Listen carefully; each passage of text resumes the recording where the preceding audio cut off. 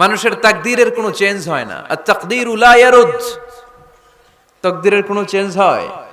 মহাবিশ্ব সৃষ্টির 50,000 বছর আগে আমাদের তাকদীর লিখে রেখেছে কে? এই তাকদীরের কোনো চেঞ্জ নাই। এজন্য আমরা বলি খাইরিহি ওয়াল কদর খাইরিহি ওয়া শাররিহি মিনাল্লাহি তাআলা। এই তাকদীরের ভালো হোক চাই মন্দ হোক সব লিখে রেখেছে কে? এটার কোনো চেঞ্জ নাই, এটার কোনো সাধারণত রদবদল নাই, এটার কোনো পরিবর্তন নাই। আত-তাকদীরু লা ইয়ারুদ্দু ইল্লা বিদ-দুআ। আল্লাহর হাবিব বললেন মানুষের তাকদীরের কোনো পরিবর্তন হয় না, চেঞ্জ হয় না।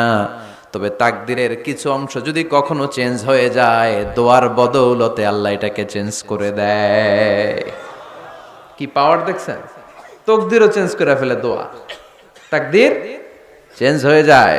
আমরা প্রায় শুনি মুমূর্ষু রোগী, ক্যান্সারে আক্রান্ত, বাংলাদেশের সবচেয়ে বড় ডাক্তার ঘোষণা দিয়েছে বাঁচবে না, বেশি বাঁচলে 3 মাস। কয় মাস? এরপরেও দেখা গেছে উনি 10 বছর বেঁচে ছিল। এরকম নজির এদেশে আছে না নাই? কিভাবে বাঁচলো? দোয়ার বদৌলতে। কিসের বদৌলতে? তো এটা যে অনেক গুরুত্বপূর্ণ, এটা কি আপনারা ফিল করেন, টের পান আপনারা? এটা অনেক powerful. It's like a missile.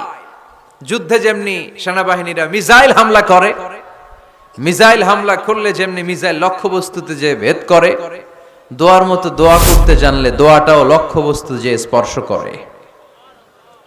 সুবহানাল্লাহ পড়বেন না? আদ-দুআউ সিলাহুল মুমিন। দোয়া হচ্ছে মুমিনের অস্ত্র। শুধু AK-47, machine gun, Chinese Corel এগুলো আমাদের অস্ত্র না মিয়া। আমাদের অস্ত্র হলো দোয়া। রাতের তাহাজ্জুদের জায়নামাজে চোখের পানি ছাড়ার যে দোয়া, এটা আমাদের সবচেয়ে বড় অস্ত্র। চিল্লায় বলতে হবে ঠিক কি না?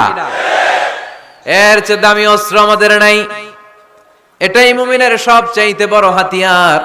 দুনিয়ার সব কিছুর খেলা যেইখানে শেষ, সব কিছুর কারিশমা যেইখানে শেষ, ওইখান থেকে দোয়ার কারিশমা শুরু হয়ে যায়।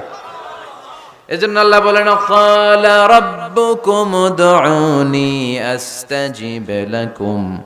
ও আমার গোলাম, তুমি আমারে ডাকো, আমার কাছে প্রার্থনা করো, আমার কাছে হাত তুলে চাও, চাওয়ার মতো